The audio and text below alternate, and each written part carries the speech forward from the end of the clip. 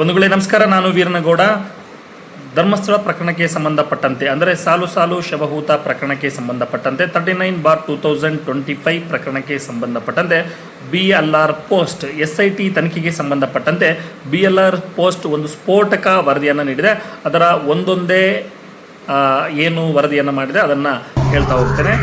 ಒಂದನೇದಾಗಿ ಇನ್ನು 1998ರಿಂದ 2012 ಸೌಜನ್ಯ ಪ್ರಕರಣ ಸೇರಿದಂತೆ ಅಲ್ಲಿಯವರೆಗೆ ಧರ್ಮಸ್ಥಳದಲ್ಲಿ ಒಟ್ಟು 1510 ಸಂಶಯಾಸ್ಪದ ಸಾವುಗಳ ತನಿಖೆ ಕುರಿತು SIT ತನಿಖೆ ಮಾಡ್ತಾ ಇದೆ ಎನ್ನುವಂಥದ್ದು.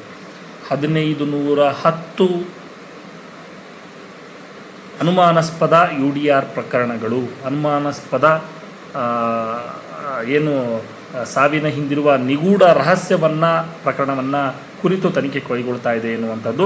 ಎರಡನೇದಾಗಿ ಬಂಗ್ಲೆಗುಡ್ಡೆ ಪ್ರದೇಶದಲ್ಲಿ 7 ತಲೆಬುರುಡೆ ಮತ್ತು ಇತರೆ ಅಸ್ಥಿಪಂಜರ ಅವಶೇಷ ಪತ್ತೆ ಆಗಿವೆ ಎಂದು ವರದಿಯನ್ನು ಮಾಡಿದೆ. ಅವು ಹೆಣ್ಣು ಗಂಡು ಕುರಿತಾಗಿ ಮೂಳೆಗಳನ್ನು FSL ಪರೀಕ್ಷೆಗೆ ರವಾನಿಸಲಾಗಿದೆ. ಮೃತರ ಸಂಬಂಧಿಕರ ಗುರುತು ಪತ್ತೆ ಹಚ್ಚಲಾಗಿದೆ ಎನ್ನುವಂತಹ ಮಾಹಿತಿಯನ್ನು ಕೂಡ BLR ಪೋಸ್ಟ್ ವರದಿಯನ್ನು ಮಾಡಿರ್ತಕ್ಕಂಥದ್ದು. ಇನ್ನು ಮೂರನೇದಾಗಿ ಮುಚ್ಚಿ ಹಾಕಿದ 4 ಕೊಲೆ ಪ್ರಕರಣಗಳ ತನಿಖೆ ಕೂಡ ನಡೆಯುತ್ತಿದೆ ಎನ್ನುವಂಥದ್ದು. ಕೊಲೆ ಮಾಡಿದ ನಂತರ ಆ್ಯಸಿಡ್ನಿಂದ ವಿಕಾರಗೊಳಿಸಿದ ಮಹಿಳೆಯ ಶವ, ಕೊಲೆ ಮಾಡಿದ ನಂತರ ಆ್ಯಸಿಡ್ನಿಂದ ವಿಕಾರಗೊಳಿಸಿದ ಮಹಿಳೆಯ ಶವ, 10-12 ವರ್ಷದ ಬಾಲಕಿ ಶವ, ಲಾಡ್ಜ್ನಲ್ಲಿ ಕತ್ತು ಹಿಸುಕಿ ಕೊಂದ 20 ವರ್ಷ ಹರೆಯದ ಹುಡುಗಿಯ ಶವ, ನೇತ್ರಾವತಿ ಸೇತುವೆ ಹತ್ತಿರ 35-45 ಪ್ರಾಯದ ಕೊಲೆಯಾದ ಪುರುಷ ಶವ. ಈ ಪ್ರಕರಣಗಳ ಸವಿವರ ಮಾಹಿತಿ SIT ಕಲೆ ಹಾಕುತ್ತಿದೆ ಎನ್ನುವಂಥದ್ದು. ಇನ್ನು ನಾಲ್ಕನೇದಾಗಿ ಒಟ್ಟು 73 ನಾಪತ್ತೆ ಪ್ರಕರಣಗಳ ದೂರುಗಳು SITಯಲ್ಲಿ ನೋಂದಣಿ ಆಗಿವೆ. ಇವೆಲ್ಲ ಧರ್ಮಸ್ಥಳದಲ್ಲಿ ಅನೇಕ ವರ್ಷಗಳ ಹಿಂದೆ ನಾಪತ್ತೆ ಆಗಿರುವ ಮಹಿಳೆ, ಮಕ್ಕಳು, ಪುರುಷರದ್ದು ಆಗಿವೆ.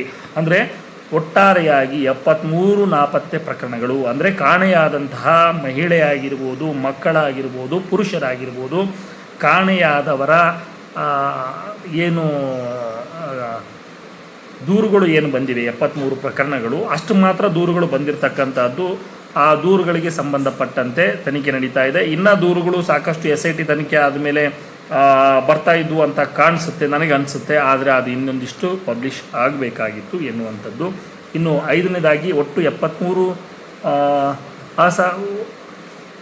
ಅಸಹಜ ಸಂಶಯಾಸ್ಪದವಾಗಿ ಮತ್ತು ಹೂತು ಹಾಕಿರುವ ಕುರಿತು ಪಂಚಾಯಿತಿ ಇಲಾಖೆ, ಪೊಲೀಸ್ ಇಲಾಖೆ, ವೈದ್ಯಕೀಯ ಇಲಾಖೆ, ಧರ್ಮಸ್ಥಳ ಮಾಹಿತಿ ಕೇಂದ್ರದ ಮಾಹಿತಿ ಯಾವುದೂ ಒಂದಕ್ಕೊಂದು ತಾಳೆ ಆಗುತ್ತಿಲ್ಲ.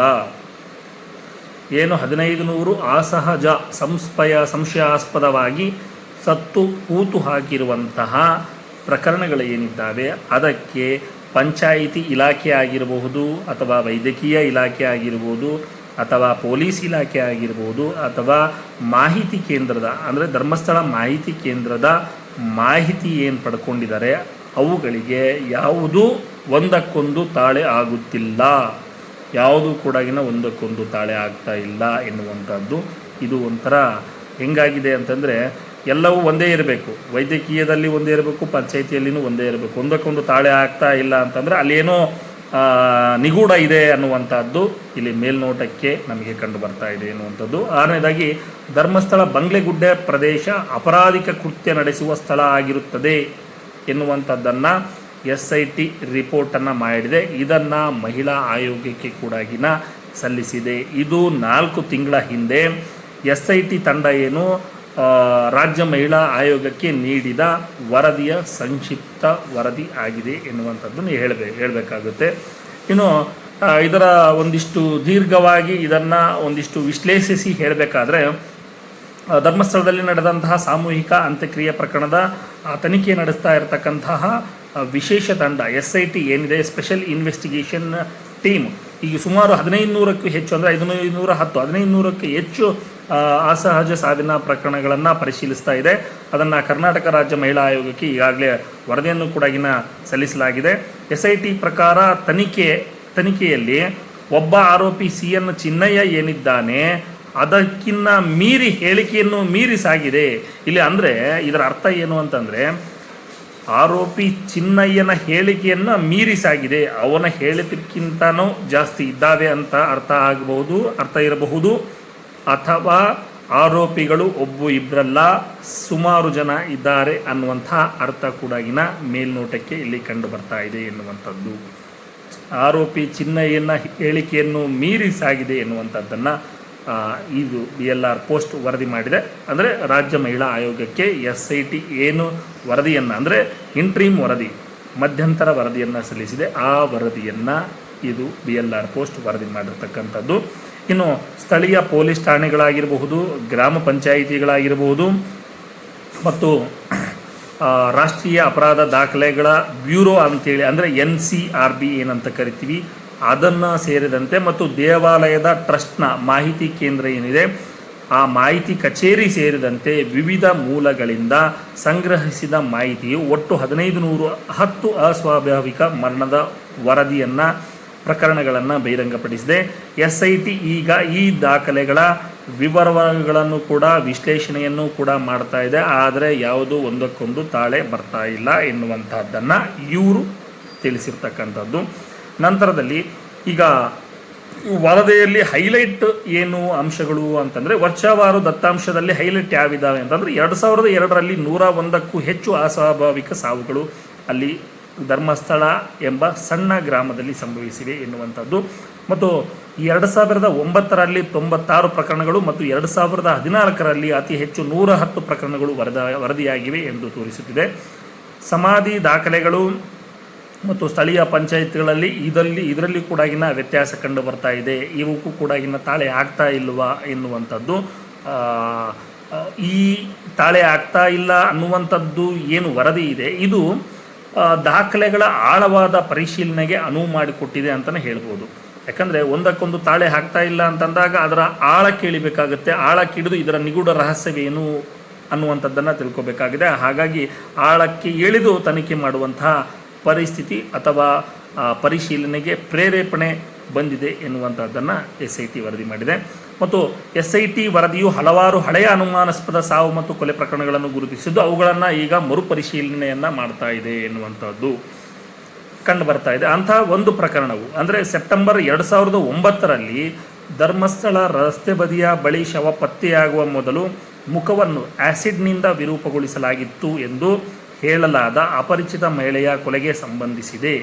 ಇದರಲ್ಲಿ ಒಂದು ಅಂದರೆ ಹಳೆಯ ಕೊಲೆ ಪ್ರಕರಣಕ್ಕೆ ಸಂಬಂಧಪಟ್ಟಂತೆ ಇದು ಒಂದು 2009ರಲ್ಲಿ ಮಂಗಳೂರಿನ ನಂದಿಗುಡ್ಡದಲ್ಲಿರುವ ಸ್ಮಶಾನದಲ್ಲಿ ಗುತ್ತಿಗೆದಾರರ ಮೂಲಕ ಆಕೆಯ ಶವವನ್ನು ಹೂಳಲಾಗಿದೆ ಎಂದು ಸೂಚಿಸುವ ವಿವರಗಳನ್ನು SIT ಸಂಗ್ರಹಿಸಿದೆ. ಆ ಆ್ಯಸಿಡ್ ಏನು ಎರಚಿದ್ರು ಅಂದರೆ ಸಾವಿಗಿಂತ ಮುಂಚೆ ಆ್ಯಸಿಡ್ ಎರಚಿದ್ರು ಅಂದರೆ ಇದರ ಹಿಂದಿರ್ತಕ್ಕಂತಹ ಮರ್ಮ ಏನು, ಆ್ಯಸಿಡ್ ಹಾಕಿಯೇ ಕೊಲೆ ಮಾಡಲಾಯ್ತಾ ಎನ್ನುವಂಥದ್ದನ್ನು, ಆಕೆಯ ಶವವನ್ನು ಗುತ್ತಿಗೆದಾರರ ಮೂಲಕ ಮಂಗಳೂರಿನ ನಂದಿಗುಡ್ಡದಲ್ಲಿರುವ ಸ್ಮಶಾನದಲ್ಲಿ ಗುತ್ತಿಗೆದಾರರ ಮೂಲಕ ಆಕೆಯ ಶವವನ್ನು ಹೂಳಲಾಗಿದೆ ಎನ್ನುವಂತಹ ವಿವರಗಳನ್ನು SIT ಸಂಗ್ರಹಿಸಿದೆ ಎನ್ನುವಂತಹ ವರದಿಯನ್ನು ಕೂಡ ಹೇಳಿದೆ. ಮತ್ತು ಇನ್ನೊಂದು ವಿಷಯ ಏನು ಅಂತಂದರೆ 2010ರಲ್ಲಿ ಧರ್ಮಸ್ಥಳದ ಶರಾವತಿ ಲಾಡ್ಜ್ನ ಕೊಠಡಿ ಸಂಖ್ಯೆ 246ರಲ್ಲಿ ಧರ್ಮಸ್ಥಳದ ಶರಾವತಿ ಲಾಡ್ಜ್ನ ಕೊಠಡಿ ಸಂಖ್ಯೆ 246ರಲ್ಲಿ ಮಹಿಳೆಯೊಬ್ಬರ ಕೊಲೆ ಪ್ರಕರಣ ಪರಿಶೀಲನೆಯಲ್ಲಿರುವ ಮತ್ತೊಂದು ಪ್ರಕರಣವಾಗಿದೆ. ಇದು ಒಂದು ಪ್ರಕರಣ ಕೂಡ ಪರಿಶೀಲನೆಯಲ್ಲಿರ್ತಕ್ಕಂಥ ಪ್ರಕರಣವಾಗಿದೆ. ಈಗ ಅದಕ್ಕೆ ಸಂಬಂಧಪಟ್ಟಂತೆ ಈ ಧರ್ಮಸ್ಥಳದ ಶರಾವತಿ ಲಾಡ್ಜ್ನಲ್ಲಿರ್ತಕ್ಕಂತಹ ಮಹಿಳೆಯ ಕೊಲೆಗೆ ಸಂಬಂಧಪಟ್ಟಂತೆ ಒಂದಿಷ್ಟು ಅಂಶಗಳು ಈಗ SITಗೆ ಲಭಿಸಿರ್ತಕ್ಕಂಥದ್ದು. ಆ ಅಂಶಗಳು ಏನು ಅನ್ನುವಂಥದ್ದನ್ನು ನೋಡ್ತಾ ಹೋದರೆ, ಅಪರಿಚಿತ ವ್ಯಕ್ತಿಯೊಬ್ಬರು ಬಲಿಪಶುವಿನ ಬಾಯಿಗೆ ಬಟ್ಟೆಯನ್ನು ಹಾಕಿ ಕತ್ತು ಹಿಸುಕಿ ಕೊಂದಿದ್ದಾರೆ ಎಂದು ಆರೋಪಿಸಲಾಗಿದೆ. ಪ್ರಕರಣದ ಮರಣೋತ್ತರ ಪರೀಕ್ಷೆಯ ವರದಿ ಪೊಲೀಸ್ ಠಾಣೆ ದಾಖಲೆಗಳಿಂದ ಕಾಣೆಯಾಗಿದೆ.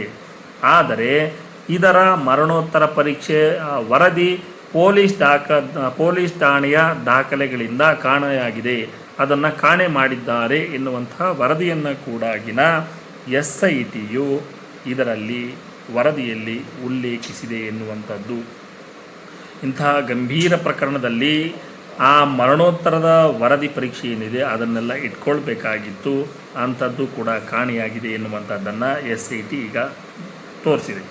ನಂತರದಲ್ಲಿ ಇನ್ನೊಂದು ಪ್ರಕರಣ, ನೇತ್ರಾವತಿ ನದಿಯ ಸ್ನಾನದ ಘಟ್ಟ ಆಣೆಕಟ್ಟು ಪ್ರದೇಶದ ಬಳಿ ಸುಮಾರು 35-45 ವರ್ಷ ವಯಸ್ಸಿನ ಪುರುಷ ಮತ್ತು ಸುಮಾರು 10-12 ವರ್ಷದ ವಯಸ್ಸಿನ ಅಪ್ರಾಪ್ತ ಬಾಲಕಿಯ ಶವಗಳು ಪತ್ತೆಯಾಗಿರುವ 2003ರಲ್ಲಿ ನೇತ್ರಾವತಿ ಸ್ನಾನದ ಘಟ್ಟ ಏನಿದೆ, ಆ ಸ್ನಾನದ ಘಟ್ಟದ ಬಳಿ 35ರಿಂದ 40 ವರ್ಷದ ಸುಮಾರು ಒಬ್ಬ ವ್ಯಕ್ತಿ ಮತ್ತು 10-12 ವರ್ಷದ ಹುಡುಗಿಯ ಶವಗಳು ಸಿಕ್ಕಿರ್ತವೆ. ಆ ಶವಗಳ ಪರಿಶೀಲನೆಯನ್ನು ಕೂಡಾಗಿನ, ಆ ಪ್ರಕರಣವನ್ನು ಕೂಡಾಗಿನ ಮರುಪರಿಶೀಲನೆಗೆ ಒಳಪಡಿಸಿದೆ ಅಂತಂದರೆ ಅದಕ್ಕೆ ಸಂಬಂಧಪಟ್ಟಂತೆ ದಾಖಲೆಗಳಾಗಿರ್ಬೋದು ಸರಿ ಇಲ್ಲ ಅಂತ ಅರ್ಥ, ಅದನ್ನು ಸಮಗ್ರವಾಗಿ ತನಿಖೆ ಮಾಡಿಲ್ಲ ಅಂತ ಅರ್ಥ. ಹಾಗಾಗಿ ಮತ್ತೆ ಮರುಪರಿಶೀಲನೆಗೆ ಒಳಪಡಿಸಿದೆ ಎನ್ನುವಂಥದ್ದು. ಆದಾಗ್ಯೂ ಕೂಡಾಗಿನ ಮತ್ತೆ SIT ಹೇಳುತ್ತೆ, ಇತರೆ ಹಳೆಯ ಪ್ರಕರಣಗಳನ್ನೂ ಕೂಡಾಗಿನ ಸ್ವತಂತ್ರವಾಗಿ ವಹಿಸಿಕೊಳ್ಳುವಲ್ಲಿ SITಗೆ ಕಾನೂನು ಮಿತಿಗಳಿವೆ. ಇನ್ನೂ ಹಳೆಯ ಪ್ರಕರಣಗಳು ಇದ್ದಾವೆ. ಆ ಪ್ರಕರಣಗಳನ್ನು ನಾವು ಅಂದರೆ SIT ಸ್ವತಂತ್ರವಾಗಿ ತನಿಖೆ ಮಾಡಬೇಕು ಅಂತಂದರೆ SITಯಲ್ಲಿ ಕಾನೂನಿನ ಮಿತಿಗಳು ಇವೆ. ಹಾಗಾಗಿ ರಾಜ್ಯ ಸರ್ಕಾರ ಅಥವಾ ಪೊಲೀಸ್ ಮಹಾನಿರ್ದೇಶಕರು DG ಮತ್ತು IGP ಅವರು ಧರ್ಮಸ್ಥಳ ಮತ್ತು ಸುತ್ತಮುತ್ತಲಿನ ಪ್ರದೇಶಗಳಲ್ಲಿ ವರದಿಯಾದ ಎಲ್ಲ ಕಾಣೆಯಾದ ವ್ಯಕ್ತಿ, ಕೊಲೆ ಮತ್ತು ಅನುಮಾನಾಸ್ಪದ ಸಾವಿನ ಪ್ರಕರಣಗಳನ್ನು SITಗೆ ಔಪಚಾರಿಕವಾಗಿ ವರ್ಗಾಯಿಸಿದರೆ ಮಾತ್ರ ಸಂಪೂರ್ಣ ಸತ್ಯವನ್ನು ಬಹಿರಂಗಪಡಿಸಲು ತಂಡವು ಸಮಗ್ರ ಮತ್ತು ನಿಷ್ಪಕ್ಷಪಾತ ತನಿಖೆ ನಡೆಸಲು ಸಿದ್ಧವಾಗಿದೆ ಎಂದು ಹೇಳುತ್ತದೆ. ಅಂದರೆ ಇಲ್ಲಿ ಇನ್ನು ಹಳೆಯ ಪ್ರಕರಣಗಳು ಇದ್ದಾವೆ, ಅದನ್ನು ಸ್ವತಂತ್ರವಾಗಿ ತನಿಖೆ ಮಾಡಬೇಕು. ಆದರೆ SITಗೆ ಕಾನೂನಿನ ಮಿತಿಗಳಿವೆ. ಹಾಗಾಗಿ ತಾವುಗಳು ಏನು ಸರ್ಕಾರ ಆಗಿರ್ಬೋದು ಅಥವಾ DG IGP ಪೊಲೀಸ್ ಮಹಾನಿರ್ದೇಶಕರಾಗಿರ್ಬೋದು, ಇದನ್ನು ತನಿಖೆಯನ್ನು ನಡೆಸಲು ನಾವು ಸಿದ್ಧವಾಗಿದ್ದೇವೆ, ಔಪಚಾರಿಕವಾಗಿ ನಮಗೆ ವರ್ಗಾಯಿಸಿದರೆ ನಮ್ಮ ತಂಡ ಸಿದ್ಧ ಇದೆ ಅಂತ ಹೇಳಿದರೆ, ಅಂದರೆ ಅಲ್ಲೇ ಹಳೆಯ ಪ್ರಕರಣಗಳ ಬಗ್ಗೆ ತನಿಖೆ ಮಾಡಲಿಕ್ಕೆ ಇಲ್ಲಿ ಏನಾದರೂ ಪ್ರಭಾವ ಅಥವಾ ರಾಜಕೀಯ ಅಡ್ಡ ಬರ್ತಾ ಇದೆನಾ ಎನ್ನುವಂಥದ್ದು ಇಲ್ಲಿ ಮೇಲ್ನೋಟಕ್ಕೆ ಕಂಡು ಬರ್ತಾ ಇದೆ. ಬಂಧುಗಳೇ, ಇದೊಂದು